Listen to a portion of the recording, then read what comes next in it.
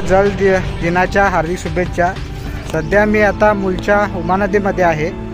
2 दिवसाआधी आपण या पाण्याचा प्रश्न आपण टाकला होता, म्हणजे काही दिवसानंतर अस्थि विसर्जन करण्यासाठी पण पाणी राहणार नाही अशी परिस्थिती सध्या आहे। आणि आज अचानक ते दृश्य मला भेटले। म्हणजे मी 2 दिवसाआधी व्हिडिओ व्हायरल केला होता एक, की ज्या शेतकऱ्याने शेती केली आहे तो पाणी सगळं चोरून नेत आहे। आणि हे आपण खाली आता बघू शकता, हे स्मशानभूमीचा आपला घाट आहे आणि इथे आता पाण्याची दयनीय अवस्था या नदीची झाली आहे। आजपर्यंत कुठेही आपल्याला अशी दयनीय अवस्था पाहण्यास मिळाली नाही, पण यावर्षी आपल्याला भेटत आहे। त्याच्याकडे ज्या शेतकऱ्याने धान उन्हाळी फसल घेतला आहे त्याच्याकडे पाण्याचा साधन नसतानाही त्याने 10 एकर शेती केली, पण त्यानं नदीचं पाणी चोरलं आहे। अस्थि विसर्जनासाठी आपल्याकडे पाणी नाही। जे जनावर या गावाभोवती असतील त्यांना पिण्यासाठी पाणी नाही, जे छोटे प्राणी असतील त्यांच्यासाठी ते पिण्यासाठी पाणी नाही। मच्छीमार काय तिकडे आपल्या मागे दिसत आहे, त्या मच्छी आता ते पकडून घेऊन जातील आणि हा सगळा खरकाड आपल्या नदीचा झालेला आहे। म्हणजे याच्यावर आता माननीय तहसीलदार मॅडम काय कारवाई करतील का थांबवतील हा एक पहिला प्रश्न आहे। तर त्याचे धान वाचले पाहिजे ना, हे नदी पण वाचली पाहिजे, हा माझा पहिला प्रश्न आहे। आणि आमचे मूलचे सगळे बांधव इथे आता अस्थि विसर्जन मागे आपण करताना बघत आहे। अशी एक आपल्या मूलच्या खडकाळ या नदीची दयनीय अवस्था झाली आहे। आपण स्वच्छ सुंदर सगळं म्हणतो, नदी झाली पाहिजे आणि मोठ्या प्रमाणात माझ्या मागे पाहू शकता किती सारा कचरा इकडे पडलेला आहे। आणि अचानक मी आज जल दिनानिमित्त मी या नदीत आलो आणि आपण सगळा आढावा इथला घेत आहे। म्हणजे हिवाळ्यात आपल्याला पोहण्यासाठी नदी पाहिजे, आपण इथं आंघोळ करतो, मच्छा पाहिजे, पण तिची स्वच्छता आपल्याला कुठे इथं दिसत नाही। असा कचरा आपण इथं टाकून ठेवलेला आहे आणि अशी दयनीय अवस्था आपल्या या मूलच्या नदीची झालेली आहे।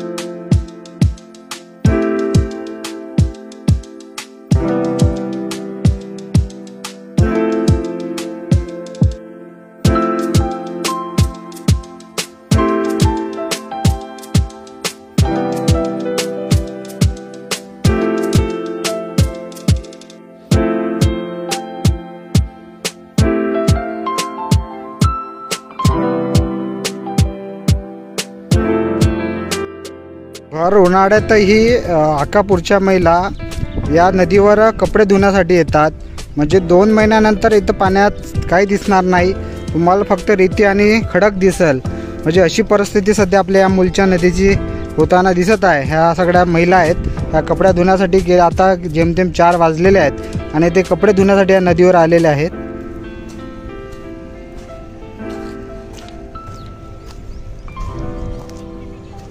या नदीत आहे काही पुरुष मंडळी मिळाल्या, महिला मिळाल्या।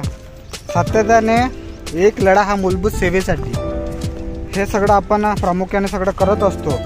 आणि गेल्या महिन्याच्या आधी आपण इथली स्वच्छता पण केली होती। आपले जे घरचे फुलं असतील ते सगळे तुम्ही मूलच्या घंटागाडी टाका असं सांगितलं, पण कोणी ऐकायला तयार नाही। आणि इथं मोठ्या प्रमाणात अस्वच्छता आपल्याला नदीवर दिसत आहे। आणि मी आता छोट्या पुलाच्या खाली आहे आणि मोठ्या प्रमाणात असा कचरा टाकला आहे। देवाचे फोटो इथं आपल्याला दिसेल।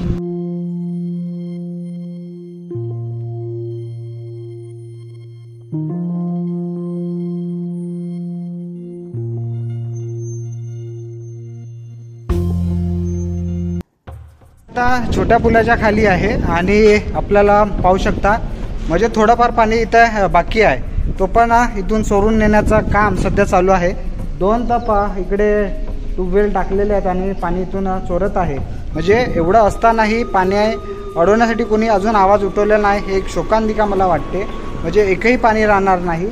आणि हा छोटा जो मागे बंधारा बांधला तो बिना कामाचा बांधला, करोडो रुपये शासनाचे याच्यात वेस्ट गेलेले आहे। म्हणजे कुठेही हा बंधारा बांधून पाणी अडत नसेल तर काय फायदा, म्हणजे करोडो रुपये शासनाचे खर्च करून असं वाटलं होतं का हा बंधारा बांधल्यानंतर इथे पाणी राहील। आणि माझ्या मागे बघू शकता अशी 3 मोठं इथे आपल्या इथं टाकताना इथं दिसले आहेत। आणि इथे मोठ्या प्रमाणात जो कचरा टाकला आहे त्याची स्वच्छता आपण इकडे केलेली आहे। आणि मोठ्या प्रमाणात मागे पण आपण पाहू शकता एक थेंबर पण पाणी इकडे राहिला नाही। करोडो रुपयाचा हा बंधारा शासनाने बांधलेला आहे।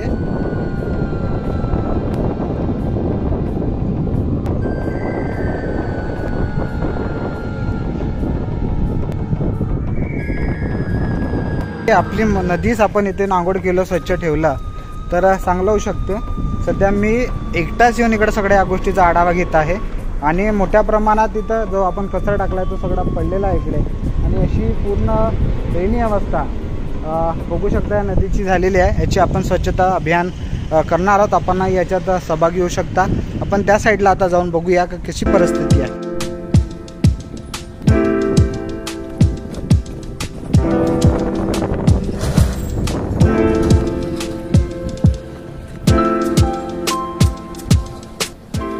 मागे बघू शकता नदीच्या काठेला एवढ्या मोठ्या संख्येने दारूच्या बाटल्या इथे आणून टाकलेल्या आहेत. आता काय बोलावं समजत नाही. कुठेतरी स्वच्छता राहिली पाहिजे. ह्यासाठी सातत्याने सरकार धावपळ करते. मोठ्या प्रमाणात दारूच्या बाटल्या म्हणजे आपण बारवाले विकत असतो पण त्यांनी इथे आणून टाकल्यात. मोठ्या प्रमाणात हा इथं दारूचा खच आहे. आता ह्या बाटल्या पावसाळ्यात वाहून जातील आणि त्याच आपल्याला कुठे ना कुठे गळत असतात. म्हणजे अशी एकदम बेकार परिस्थिती आपण जनसामान्य करतो. जेवढं सांगावं तेवढं कमी आहे. आपणच विचार करा. ह्या बाटल्या आपण कुठेतरी विकल्या असत्या तर काहीतरी झालं असतं पण आपण इथं आणून टाकल्या. एक अस्वच्छता आपण इथं केलेली आहे. नदीला कुठेतरी घाण करण्याचं काम आपण सगळेजण करत आहोत. मी थोडा वाट काढत खाली उतरलोय. आता शेवटी मीच कॅमेरामॅन आहे. मी सगळे व्हिडिओ घेत आहे. मीच बोलत आहे इथे आणि सध्या आपण आता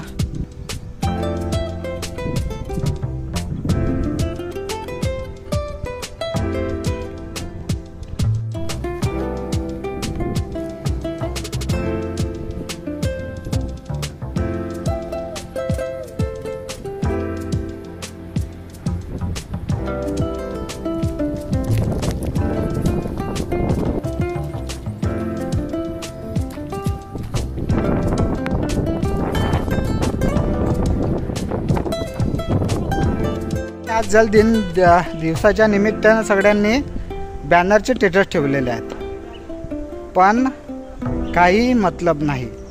ज्या पाण्यासाठी आपण तडमडतो, उन्हाळ्यात गेल्यावर पावसाळा आला पाहिजे याची वाट बघतो, त्याच नदीत आपण अस्वच्छता करून ठेवली आहे.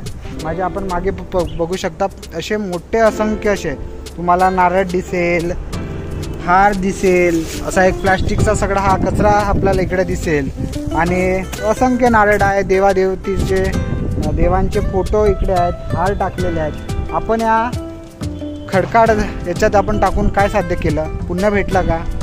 शेवटी आपण पाप केलेला आहे. गंगा नदीला म्हणजे या उमा नदीला अस्वच्छता करून अशी दयनीय अवस्था आपण सध्या इकडे केली आहे आणि हिची आपण स्वच्छता अभियान राबवणार आहे. पाणी तर राहिलं नाही. आता याच्यावर आवाज उठवणार कोण आहे? हे सगळं शासनाचं काम आहे. आणि आता मी बघू शकतो इकडे जे पाणी थोडंफार राहिलं होतं ते पण चोरण्याचं काम सध्या चालू आहे तरी अजून काही झालेलं नाही. आणि ही आपली खडकाड मूलची नदी जिथे आपण सातत्याने सगळेजण बघत असतो, पावसाळ्यात तिकडे येऊन बघत असतो पण आता कुठेही आपल्याला तिथे पाणी दिसत नाही. आपल्याला हे सगळे नारळ इथे आहे. थोडंफार पाणी होतं ते पण इकडून चोरून नेण्यात आलं म्हणजे JCB लावून आणि इकडून वाट काढत आपण तिकडे नेलेली आहे.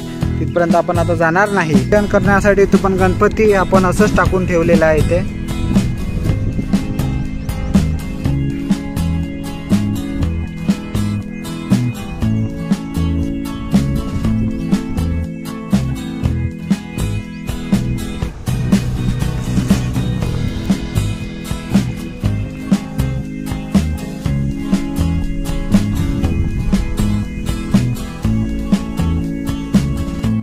नदीच्या पायव्याच्या जवळ मोठ्या 3 लक्ष्मींच्या मूर्त्या, 4 लक्ष्मींच्या मूर्त्या इथे ठेवलेल्या आहेत आणि त्यांचे हात तुटलेले आहेत आणि असंच आणून ठेवून दिलेलं आहे.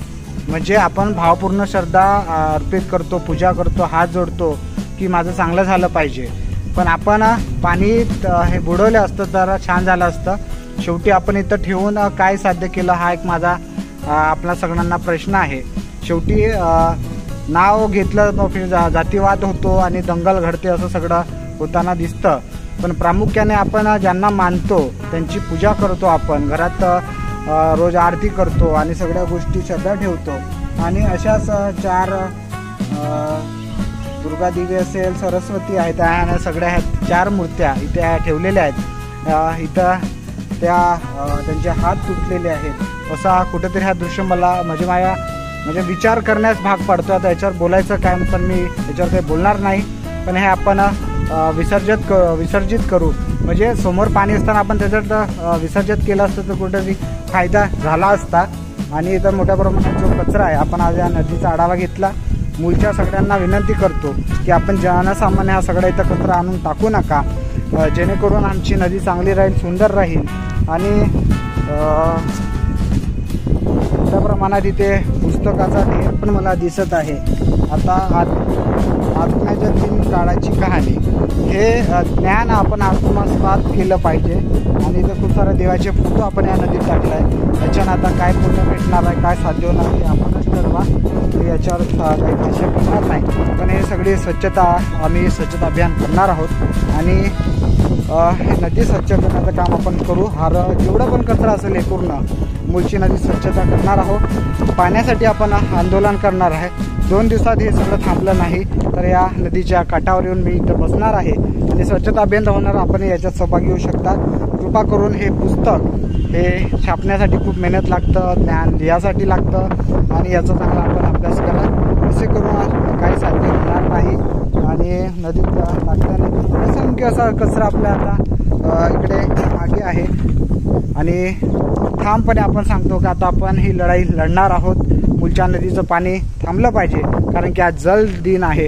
जल दिनानिमित्त मी या नदीच्या पात्रात आलो आणि मला पण आनंद झाला की हे वाचवण्याचं काम आपण कुठेतरी करत आहोत. आपण सगळ्यांनी पण पुढाकार घेतला पाहिजे. आणि हे सगळं बंधारा बांधून काय फायदा झाला नाही. ते बंधाऱ्याचं पाणी सगळं माती थांबली आहे. त्याच्यावर पण चर्चा झाली पाहिजे. काय आपले अजून विचार असतील तर आपण नक्की मला सांगा, कारण की मी आपल्यापेक्षा खूप छोटा आहे, वयानं छोटा आहे. अभ्यासानं थोडाफार त्याच्यात पण थोडं छोटा समजा, कारण की आपण मोठे ज्ञानी आहात. आणि याच्यावर काय उपाययोजना करता येईल आपण नक्की मला सांगा. याच्यावर आपण काहीतरी उपाय करूया.